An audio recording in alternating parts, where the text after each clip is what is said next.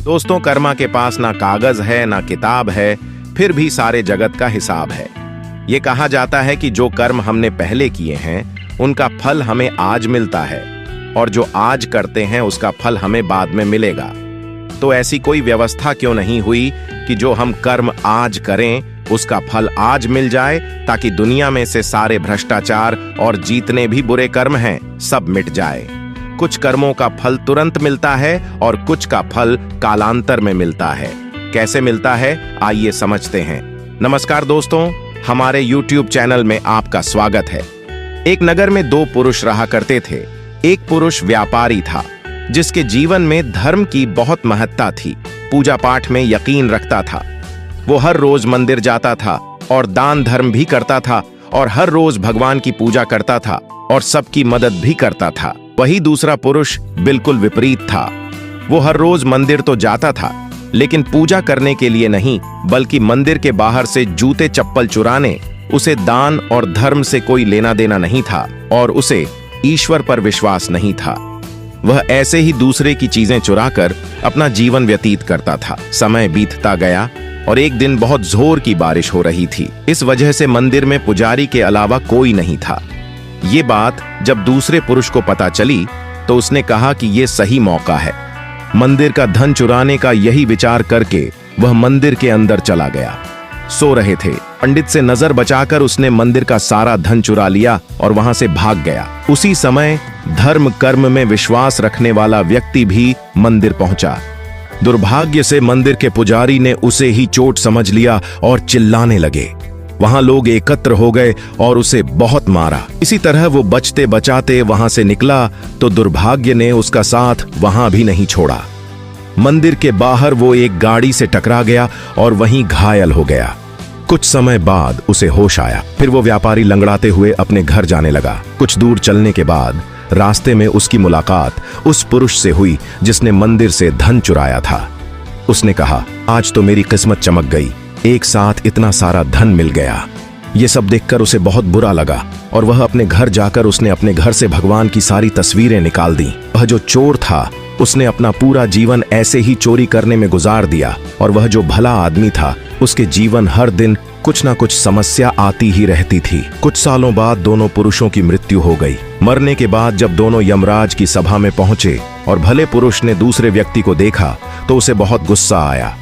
उसने क्रोधित होकर यमराज से पूछ ही लिया, मैं तो हमेशा अच्छे कर्म करता था, दान में विश्वास रखता था, हमेशा अच्छाई के रास्ते पर चला। उसके बदले जीवन भर मुझे अपमान और दर्द ही मिला। और इस व्यक्ति को नोटों से भरी पोटली, आखिर ऐसा भेदभाव क्यों? इस पर यमराज ने कहा, पुत्र तुम गलत समझ रहे हो। जिस दिन तुम्हारी गाड़ी से टक्कर हुई थी वो दिन तुम्हारे जीवन का आखिरी दिन था, परंतु तुम्हारे अच्छे कर्मों की वजह से तुम्हारी मौत सिर्फ एक छोटी सी चोट में बदल गई। तुम इस दुष्ट व्यक्ति के बारे में जानना चाहते हो? दरअसल इसके भाग्य में राजयोग था, मगर इसके कर्मों और अधर्म की वजह से वो सिर्फ एक छोटी सी धन की पोटली में बदल गया। इसके बाद यमराज उस भले व्यक्ति से कहते हैं, पुत्र क्या अब तुम्हें तुम्हारे सवाल का जवाब मिल गया? ऐसा सोचना कि ईश्वर तुम्हारे कर्मों को नजरअंदाज कर रहे हैं, ये बिल्कुल भी सत्य नहीं है। ईश्वर हमें कब क्या किस रूप में दे रहा है मनुष्य को समझ में नहीं आता है, मगर आप अच्छे कर्म करते रहे तो ईश्वर की कृपा हमेशा बनी रहती है। आप उस फल से भाग नहीं सकते। भागने की कितनी भी कोशिश कर लो पर वह फल आपको भुगतना ही पड़ेगा। इसके बिना कर्म शांति नहीं होता। हम कितने भी अच्छे बुरे कर्म कर लें, उसका फल हमारे साथ ही रहता है, चाहे वह हमें देर से ही मिले, लेकिन मिलता जरूर है। इस कहानी के माध्यम से आप यह समझ जाओगे कि कर्म क्या है। एक राजा था। वह अपने मंत्री के साथ देश का भ्रमण करने निकला था।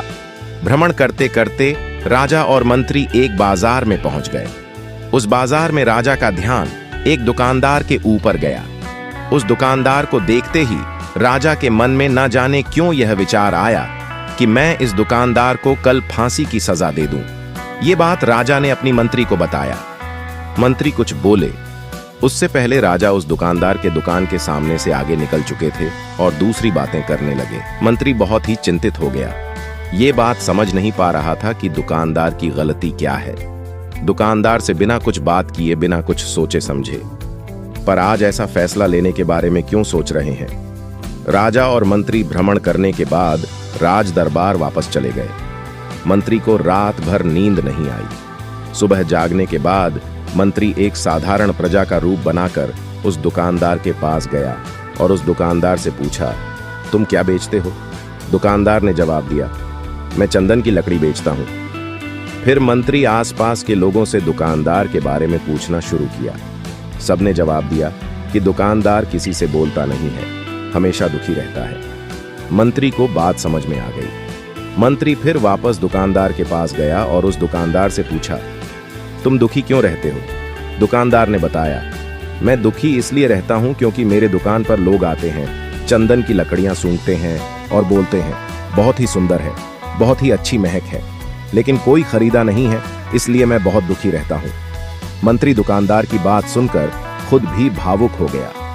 दुकानदार ने मंत्री से कहा, कोई भी दुकानदार दुखी क्यों ना हो अगर उसके दुकान का कोई भी सामान खरीदा ना जाए, जबकि सामान में कोई कमी ना हो।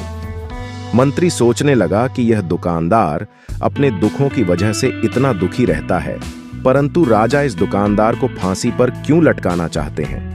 अर्थात राजा के मन में आए हुए विचार का उत्तर अभी तक मंत्री को नहीं मिला था। मंत्री ने फिर दुकानदार से पूछा, भाई तब तुम क्या करोगे अगर तुम्हारे दुकान की सारी चंदन की लकड़ियां ऐसे ही रखी की रखी रह जाएंगी? तो दुकानदार ने गुस्से भाव में बोला, हाँ, मैं जानता हूं मेरी चंदन की लकड़ियां ऐसे ही रखी रह जाएंगे, कोई नहीं खरीदेगा। इसीलिए मैं सोचता हूं कि हमारे नगर का राजा जल्दी से मर जाए। अगर वह जल्दी से मर जाता तो मैं उस राज्य दरबार में उस राजा के देह संस्कार के लिए अपनी चंदन की लकड़ियां देता, जिससे मुझे कुछ पैसे मिल जाते और इस बाजार के अलावा बाकी के लोगों को भी मेरे चंदन की लकड़ी के बारे में पता चलता, तो फिर शायद कुछ ना कुछ लोग मेरी दुकान से जरूर खरीदने आते चंदन की लकड़ी। मंत्री दुकानदार की बात को सुनकर सब कुछ समझ गया और उसके मन में एक विचार आया। मंत्री ने दुकानदार से चंदन की कुछ लकड़ियां खरीद ली। इस खरीदारी से दुकानदार को कुछ पैसे भी मिल गए और वह थोड़ा खुश भी हो गया। मंत्री चंदन की लकड़ियां को लेकर वापस राज दरबार चला आया। राज दरबार पहुंचकर मंत्री ने उन चंदन की लकड़ियां को राजा के समक्ष रख दिया और बोला कि हे राजन, यह चंदन की लकड़ियां उसी दुकानदार ने आपको भेंट किया है जिस दुकानदार को आप फांसी देने के लिए सोच रहे थे।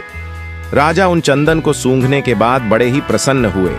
उन्होंने कहा, यह चंदन की लकड़ियां बहुत ही ज्यादा खुशबूदार हैं। दुकानदार के इस अनोखे भेंट से राजा बहुत खुश हुए और मंत्री को कुछ स्वर्ण मुद्राएं दी तथा बोले, जाओ उस दुकानदार को यह स्वर्ण मुद्राएं इनाम में देना और बोलना कि आज के बाद मैं जब कभी भी चंदन की लकड़ी की जरूरत पड़ेगी तब तुम्हारे दुकान से ही चंदन की लकड़ी ली जाएगी। मंत्री जी मुस्कुराने लगे तथा यह सोचने लगे कि अब तो राजा के मन में उस दुकानदार को फांसी देने का विचार आ ही नहीं सकता, क्योंकि अब तो हमेशा राज दरबार के लिए चंदन की लकड़ियों का इंतजाम की जिम्मेदारी उस दुकानदार को जो मिल गई है। मंत्री स्वर्ण मुद्राएं को लेकर वापस उस दुकानदार की तरफ चल दिया। इधर राजा इस विचार में पड़ गए कि वह दुकानदार तो बड़ा ही अच्छा इंसान है। जिस वक्त मैं उसके बारे में यह सोच रहा था कि मैं इसको कल फांसी दे दूंगा, तब शायद उसके मन में उस समय यह विचार चल रहा था कि राजन पहली बार मेरे दुकान के सामने आए हैं, क्यों ना मैं उनको अपनी सुंदर और खुशबूदार लकड़ियों को भेंट करूं। और आज उसने मुझे भेंट भी किया। बेवजह ही मैं उसको फांसी देने के बारे में सोच रहा था। इधर मंत्री दुकानदार के पास पहुंच गया। मंत्री ने राजा के द्वारा दी गई स्वर्ण मुद्राएं को दुकानदार को देते हुए कहा कि जिन चंदन की लकड़ी को कल मैं खरीद कर लेकर गया था, उन चंदन की लकड़ियों को राजा ने बहुत पसंद किया और इनाम के तौर पर तुमको यह कुछ स्वर्ण मुद्राएं दिए हैं। दुकानदार बहुत ही खुश होने लगा। साथ ही साथ मंत्री ने उस दुकानदार को यह भी बताया कि अब आज के बाद राज दरबार में जब कभी भी चंदन की लकड़ियों की जरूरत पड़ेगी तो सारी चंदन की लकड़ियां तुम्हारी दुकान से ली जाएगी। दुकानदार मंत्री की बात सुनकर बहुत ही खुश हो गया और मंत्री ने दुकानदार से पूछा, क्यों भाई, तुम तो राजा के बारे में इतना बुरा भला सोचते थे, लेकिन देखो राजा तुम्हारी कितनी चिंता करते हैं, राजा कितने अच्छे हैं। राजा अपनी प्रजा के बारे में कभी भी गलत नहीं सोचते हैं। दुकानदार मंत्री की बात से सहमत हो गया और बहुत दुखी हुआ। दुकानदार मंत्री से बोला, गलत सोचता था, राजा के बारे में, राजा तो बड़े ही अच्छे हैं, बड़े ही भले राजा हैं। भगवान करे कि राजा की बहुत ही लंबी आयु हो। यह बात सुनकर मंत्री भी बहुत खुश हुआ। फिर मंत्री वहां से वापस राज दरबार को चला गया। तो दोस्तों, अब आप समझ गए होंगे कि कर्म क्या है। कर्म एक बोले हुए शब्द है, कर्म एक वाणी है, कर्म एक सोच है, कर्म एक भावना है। कर्म हर एक इंसान की खुद के विचार होते हैं। हमारे विचार जैसे रहेंगे, हम वैसे ही कर्म करेंगे, और उन्हीं विचारों के द्वारा की हुई कर्म हमारे सुख और दुख के लिए उत्तरदायी होंगे। अर्थात हमारे विचार अगर गलत है तो हमारे द्वारा किया हुआ काम भी गलत होगा तथा इसका परिणाम भी गलत निकलेगा। गलत परिणाम स्वरूप हम दुखी रहेंगे। अगर हमारे विचार सही रहेंगे तो हम सही कर्म करेंगे तो सही फल मिलेगा, जिससे हम सुखी रहेंगे। दोस्तों, इस कहानी से हम यह सीखा, अगर हमारे विचार सही रहेंगे, निष्पाप रहेंगे, उन्हें निष्पाप और सोच की वजह से लिया गया हर फैसला सही रहेगा। जब सही फैसला लेंगे तब हमारे द्वारा सही कर एम होंगे तो सही कम होंगे, तो परिणाम जिसके वजह है से हम सुखी रहेंगे, सुख रहेंगे तथा इस हो जगह है। पर हमारे विचार गलत रहेंगे, हमारे द्वारा लिया गया फैसला भी गलत होगा, किया गया कर्म भी गलत होगा। तो दोस्तों, कैसे लगे हमारी वीडियो कमेंट सेक्शन में जरूर बताएं। वीडियो देखने के लिए धन्यवाद।